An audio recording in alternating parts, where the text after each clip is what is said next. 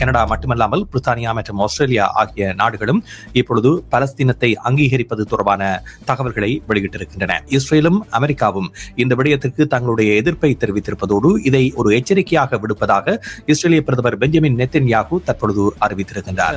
இஸ்ரேலை பொறுத்தவரையில் அமெரிக்காவினுடைய செல்ல பிள்ளையாக இருக்கின்றது. அமெரிக்காவும் இந்த விடயத்தை எதிர்க்கிறது. குறிப்பாக அது கூறுகின்ற விடயம் ஹமாஸ் என்ற ஆயுத இயக்கம் ஒரு பயங்கரவாத இயக்கம், அதற்கு துணை போகக்கூடிய ஒரு சந்தர்ப்பத்தை இது ஏற்படுத்திவிடும் என்ற ஒரு கருத்தை முன்வைக்கின்றது. 2002 2025 வரையான இந்த 13 வருட காலமும் பல போராட்டங்களை சந்தித்து வந்த பொழுதிலும் இப்பொழுது இடம்பெறுகின்ற 65,000 மேற்பட்ட மக்கள் கொன்றளிக்கப்பட்ட பட்டினி சாவு மூலம் அந்த இனத்தையே இல்லாத அளிக்கின்ற நடவடிக்கைகளை நிறுத்துமாறு இந்த ஆங்கில நாடுகள் 5 Eyes எனப்படுகின்ற இந்த ஆங்கிலத்திய நாடுகள், குறிப்பாக கனடா, இங்கிலாந்து, ஆஸ்திரேலியா, நியூசிலாந்து போன்றவை எல்லாம் கோரிக்கை விடுத்திருந்தன. ஆனால் அவற்றையெல்லாம் இஸ்ரேல் புறம் தள்ளி மீண்டும் மீண்டும் ஒரு போருக்குள், அல்லது இப்பொழுது போர் என்று கூற முடியாது, இப்பொழுது அந்த போர் இல்லாத ஒரு இன அழிப்புக்குள் தன்னை ஈடுபடுத்திக் கொண்டிருக்கின்ற நிலையில் பலத்தில் சமநிலை இல்லை. அது ஒத்துக்கொள்ள வேண்டிய விடயம். பலத்தில் இஸ்ரேல் மேலோங்கி இருக்கின்றது, பலஸ்தீன தரப்பு மிகவும் கீழடைந்த நிலையில் இருக்கின்றது. ஆனால் ஒரு தலைமை இருக்கின்றது, அவர்களை மீண்டும் உயர்த்துவதற்காக என்கின்ற நிலைப்பாடுதான் இதற்கான காரணம். அமெரிக்கா ஒரு நீதியான நேர்மையான நாடா என்கின்ற கேள்வியை எழுப்புவதற்கான ஒரு உசார் துணைதான் இஸ்ரேல்.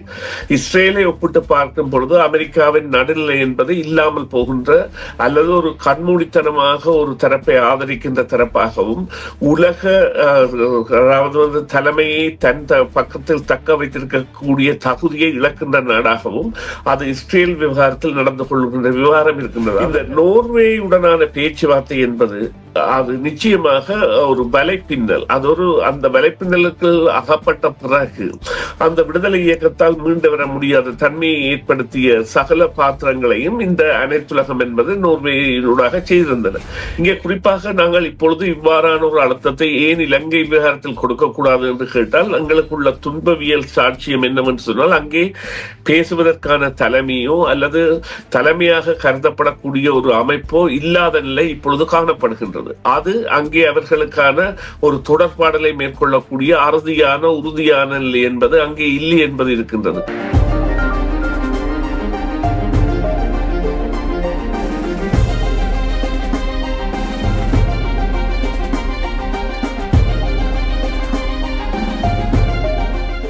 சமகால முக்கிய நிலவரம் தொடர்பாக பேசுகின்ற நிகழ்ச்சியில் இன்று முக்கியமான விடயம் பற்றி பேச இருக்கின்றோம். எப்பொழுது பலஸ்தீனத்தை உத்தியோகபூர்வமாக நாடுகள் அங்கீகரிக்க போகின்றன என்ற கேள்விகள் எழுந்த நிலையில் நேற்றைய தினம் கனடா இந்த அறிவிப்பை வெளியிட்டிருக்கின்றது. இன்றைய தினம் ஐக்கிய நாடுகள் கூட்டத்தொடர் ஆரம்பமாகின்ற நிலையில் உலக தலைவர்கள் பலரும் நியூயோர்க்கில் குழுமியிருக்கின்ற தருணத்தில் இந்த செய்தி வெளிவந்திருக்கின்றது. கனடா மட்டுமல்லாமல் பிரித்தானியா மற்றும் ஆஸ்திரேலியா ஆகிய நாடுகளும் இப்பொழுது பலஸ்தீனத்தை அங்கீகரிப்பது தொடர்பான தகவல்களை வெளியிட்டிருக்கின்றன. இந்த நிலையில் மேலும் பல நாடுகள் இந்த அணியில் சேரக்கூடிய வாய்ப்புகள் இருக்கின்றன. தொடர்ந்தும் இஸ்ரேலும் அமெரிக்காவும் இந்த விடயத்திற்கு தங்களுடைய எதிர்ப்பை தெரிவித்திருப்பதோடு இதை ஒரு எச்சரிக்கையாக விடுப்பதாக இஸ்ரேலிய பிரதமர் பெஞ்சமின் நெத்தன்யாகு தற்பொழுது அறிவித்திருக்கின்றார். ஆகவே இந்த நாடுகளுக்கு எவ்வாறான எச்சரிக்கை விடுக்கப் போகிறது, இதற்கு அமெரிக்காவினுடைய பதில் என்னவாக இருக்கப் போகின்றது போன்ற பல கேள்விகள் உலக மட்டத்தில் கேட்கப்படுகின்றன. அதே நேரத்தில் உலகில் ஏற்பட்டிருக்கின்ற இவ்வாறான தளம்பல் நிலைக்கு மத்தியில் இந்த விடயத்தை கையில் எடுத்திருக்கின்ற இந்த நாடுகள் இதனை எவ்வாறு பலஸ்தீனத்திற்கு விடுதலையை பெற்றுக் கொள்ளக்கூடிய ஒரு ஆயுதமாக பயன்படுத்த போகின்றன என்ற நிலையும் இருக்கிறது. இது தொடர்பாக இன்றைய நிகழ்ச்சியில் பேச இருக்கின்றோம். இப்பொழுது ஆய்வாளர் சுரேஷ் தர்மா இணைந்திருக்கின்றார். அவரை சந்திப்போம். வணக்கம் சுரேஷ். வணக்கம் ராம். வணக்கம் நேர்களே. ஆமாம், இது ஒரு முக்கியமான அறிவிப்பாக பார்க்கப்படுகிறது. ஐக்கிய நாடுகள் கூட்டத்தொடர் நடைபெறுகின்ற இந்த தருணத்தில் இவ்வாறான ஒரு அறிவிப்பு வெளிவந்திருப்பதை நீங்கள் எப்படி பார்க்கிறீர்கள்? நிச்சயமாக இஸ்ரேல் என்கின்ற ஒரு நாடு பலஸ்தீனம் என்கின்ற ஒரு தேசத்தை இல்லாது செய்கின்ற வேலைகளில் தன்னை முனைப்பாக ஈடுபடுத்திக் கொண்டிருக்கின்ற வேளையில் இந்த பலஸ்தீனத்திற்கான அங்கீகாரம் என்பது பல செய்திகளை கூறி நிற்கின்றது.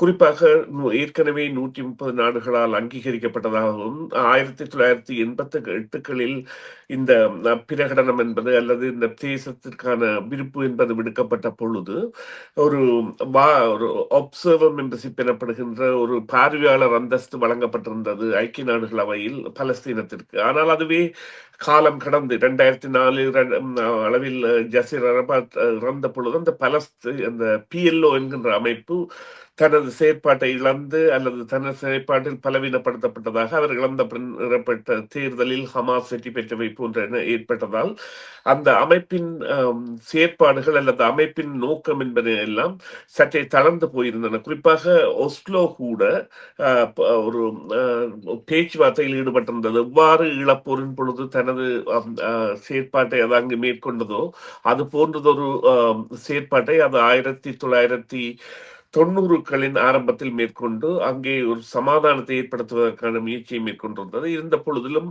அவற்றின் தன்மைகள் எல்லாம் மாறுபடுகின்ற பொழுது இந்த இழுத்தடிக்கப்பட்ட விவகாரம் என்பது 2012 அளவில் ஐக்கிய நாடுகள் அவையில் இதற்கு ஒரு அந்த ஸ்டேட் என்கின்ற அந்தஸ்து வழங்கப்பட்ட பொழுதும் 2002 2025 வரையான இந்த 13 வருட காலமும் பல போராட்டங்களை சந்தித்து வந்த பொழுதிலும் இப்பொழுது இடம்பெறுகின்ற 65,000த்திற்கும் மேற்பட்ட மக்கள் கொன்றளிக்கப்பட்ட பட்டினி சாவு மூலம் அந்த இனத்தையே இல்லாது அளிக்கின்ற நடவடிக்கைகளை நிறுத்துமாறு இந்த ஆங்கில நாடுகள் 5 ஐஸ் எனப்படுகின்ற இந்த ஆங்கிலத்திய நாடுகள் குறிப்பாக கனடா, இங்கிலாந்து,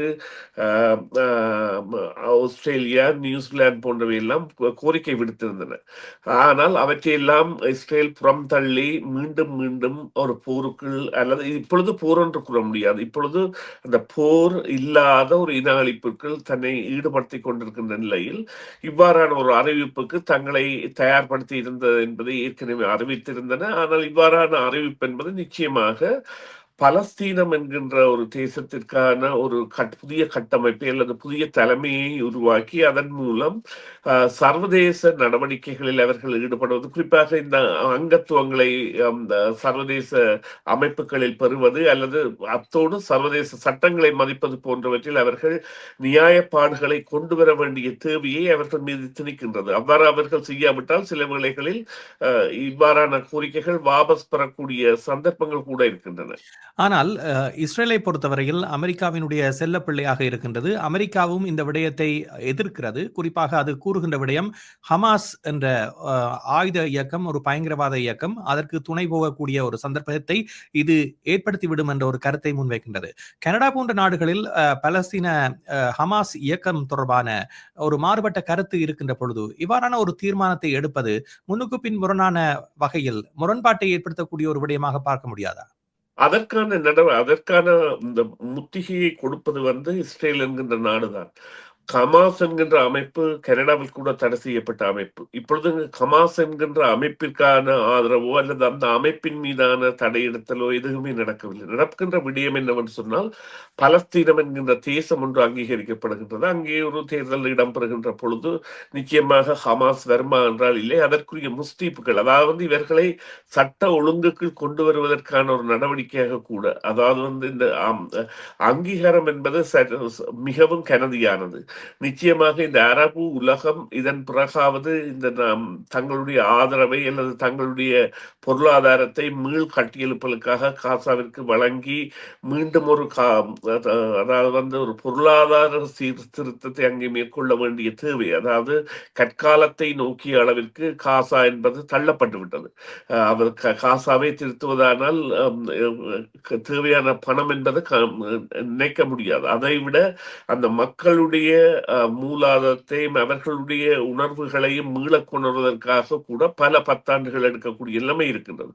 இவ்வாறான நிலைமையில் ஒரு இனம் அழிவதை தடுப்பதற்கான நடவடிக்கையாகவே இதனை கருத முடியுமே தவிர, இதனை நாங்கள் ஏதோ அதாவது ஹமாஸ் என்கின்ற அமைப்பிற்கான ஆதரவாகவோ அல்லது இஸ்ரேல் என்கின்ற நாட்டிற்கான எதிரான திணிப்பாகவோ ஏற்றுக்கொள்ள முடியாது, அல்லது அவ்வாறான ஒரு இடைப்போடலில் கூட முடியாது. இங்கே இருக்கின்ற நிலைமை என்னவென்று சொன்னால், அவர்களுடையான இந்த போராட்டம் என்பது தொடர்ந்து கொண்டிருந்தது. அங்கே ஒரு பேசுவதற்கான ஒரு தலைமை இருக்கின்றது போன்ற பல விடயங்கள் தான் இவ்வாறான விடயத்தை கொண்டு வந்திருக்கின்றன. என்றால் இப்பொழுது இந்த பேலன்ஸ் ஆஃப் பவர், அதாவது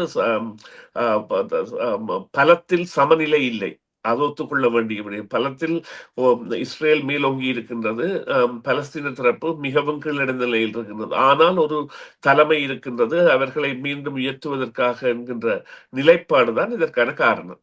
சரி. இஸ்ரேல் ஆனால் இதற்கு மறுப்பு தெரிவித்திருப்பதோடு, தான் இப்பொழுது அமெரிக்காவில் இருக்கின்றேன். அமெரிக்காவிலிருந்து திரும்பியவுடன் இதற்கான பதில் நடவடிக்கைகள் மேற்கொள்ளப்படும் என்ற ஒரு எச்சரிக்கையை இஸ்ரேலிய பிரதமர் வெளியிட்டிருக்கின்றார். இது ஒரு போருக்கான முன்னாயத்த நடவடிக்கையாக மாறக்கூடிய சாத்தியக்கூறுகள் இருக்கின்றனவா? ஏனென்றால் அவருடைய தொனி என்பது ஏனைய நாடுகளும் இதற்கு ஆதரவு அளிப்பதை எதிர்ப்பதாக அமைந்திருக்கின்றது. இதனை உலகம் எவ்வாறு கையாளும் என்று நீங்கள் நினைக்கின்றீர்கள்? உலகம் நிச்சயமாக அமெரிக்காவிற்கு கூட இது அழுத்தம் கொடுக்கக்கூடிய விடயமாக மாறக்கூடிய தன்மை இருக்கின்றது என்றால், அமெரிக்கா ஒரு நீதியான, நேர்மையான நாடா என்கின்ற கேள்வியை எழுப்புவதற்கான ஒரு உசார் துணைதான் இஸ்ரேல். இஸ்ரேலை ஒப்பிட்டு பார்க்கும் பொழுது அமெரிக்காவின் நடுநிலை என்பது இல்லாமல் போகின்ற அல்லது ஒரு கண்மூடித்தனமாக ஒரு தரப்பை ஆதரிக்கின்ற தரப்பாகவும், உலக அதாவது வந்து தலைமையை தன் பக்கத்தில் தக்க வைத்திருக்கக்கூடிய தகுதியை இழக்கின்ற நாடாகவும் அது இஸ்ரேல் விவகாரத்தில் நடந்து கொள்கின்ற விவகாரம் இருக்கின்றது. அதற்காக மற்ற விவகாரங்களில் அது அவ்வாறு நடந்து கொள்ளவில்லை என்றில்லை. மற்ற விவகாரங்கள் கூட இப்பொழுது கூறினீர்கள் என்றால் உக்ரைன் கூட ஒரு பலிக்கடா.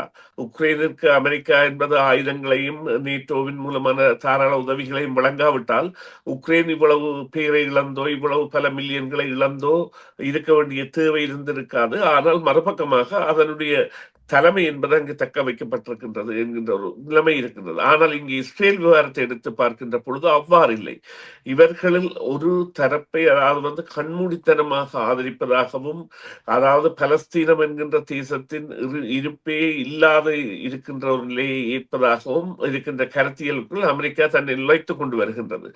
இந்த இது வந்து அப்பொழுது உலகின் பிறழ்விற்கு இன்று உலகின் அதாவது மனிதாபிமானம் உள்ள நாடுகள் என்று கருதுகின்ற நாடுகள் தங்களுடைய நிலையில் மாற்றங்களை ஏற்படுத்துகின்றன. ஏற்கனவே 130 நாடுகள் அங்கீகரித்ததை இப்பொழுது இந்த பெரிய நாடுகள் அங்கீகரிக்கின்றன.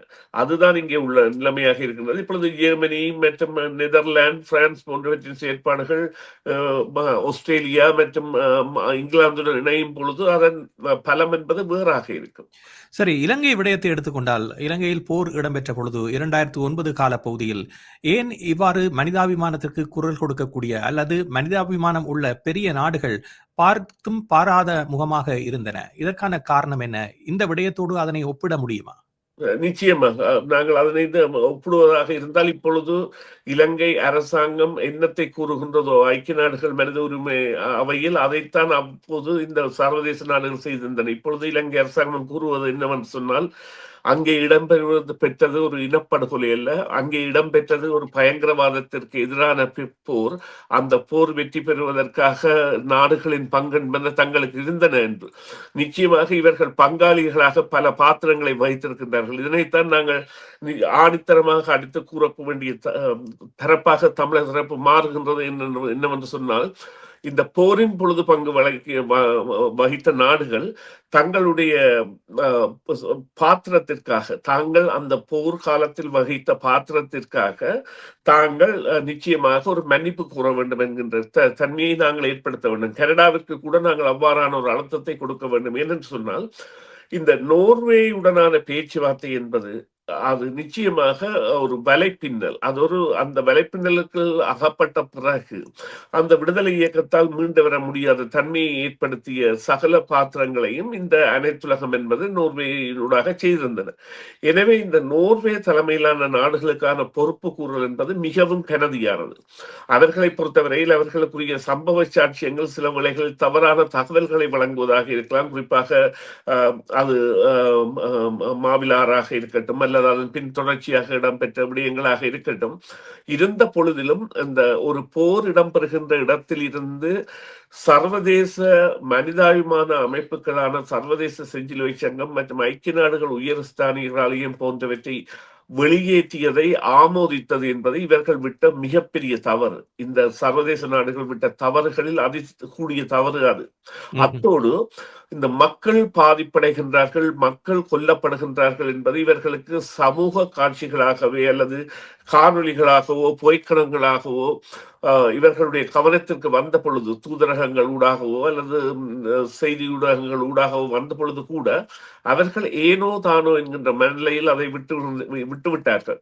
எனவே அதற்குரிய பொறுப்பு கூறலில் அவர்களுடைய பங்கும் இருக்கின்றது. குறிப்பாக இந்த போரின் பொழுது தங்களை இழந்த மக்கள், தங்களுடைய வாழ்வாதாரங்களை இழந்த மக்கள், தங்களுக்கான வாழ்வு தலைமையை, குடும்ப தலைமையை இழந்தவர்கள், குடும்ப உறுப்பினர்கள் இழந்தவர்களுக்கு போன்றவர்களுக்கான கொடுப்பனவுகளை கூட இந்த நாடுகள் மேற்கொள்ள வேண்டிய தேவை என்பது நிச்சயமாக இருக்கின்றது. சரி. இது ஒரு சர்வதேச ஒருங்கிணைந்த முயற்சியாக இந்த பாலஸ்தீன விவகாரத்தை பார்க்க வேண்டும். ஏனென்றால் நேற்றைய தினம் இந்த அறிவிப்பை கனடா வெளியிட்ட பொழுது ஏனைய நாடுகளும் அந்த ஒருங்கிணைந்த தருணத்தில் வெளியிட்டது என்பது இது ஒரு மிகச்சிறப்பான ஒருங்கிணைப்பின் மத்தியில் இடம்பெறுகின்ற ஒன்றாக பார்க்கலாம். இந்த ஒருங்கிணைப்பு என்பது இவ்வளவு சிறப்பாக நடைபெறுவதற்கு மூல காரணமாக இருப்பது என்ன?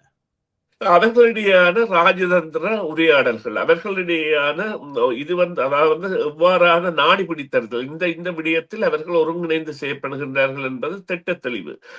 எவ்வாறு கனடா இதனை ஏற்கனவே ஒரு மாதத்திற்கு முதலே தாங்கள் இதனை ஒரு ஸ்டேட் பலஸ்தீனத்தை அங்கீகரிக்க போகின்றோம் என்ற பொழுது அதே குரல் வரிசையில் பிரித்தானியா, ஆஸ்திரேலியா போன்ற நாடுகள் தங்களுடைய ஆதரவை தெரிவித்து தாங்களும் அவ்வாறான நிலைக்கு செல்ல போகின்றோம் என்று தெரிவித்திருந்தன.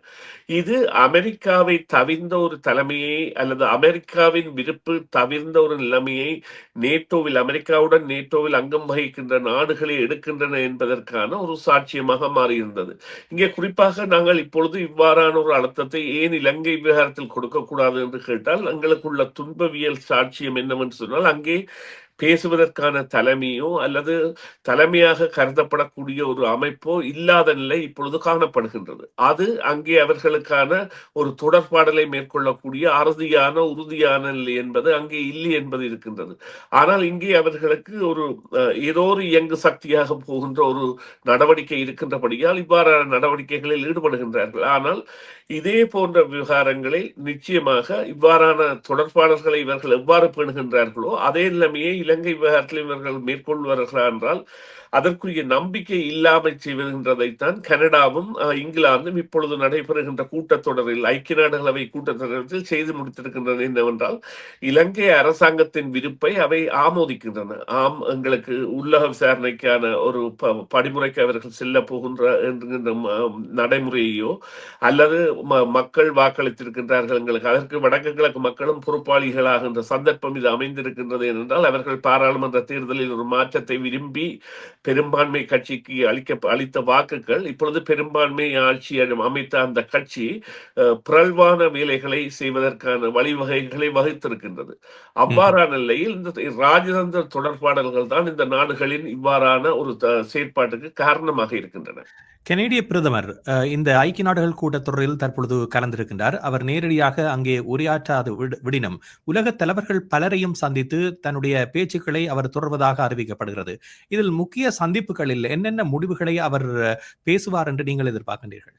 அவருடைய பேச்சுக்கள் நிச்சயமாக அவருக்கு இப்பொழுது இருக்கின்ற விடயம், கனடாவில் தனது தலைமையின் ஆளுமையை காட்ட வேண்டிய தேவை இருக்கின்றது.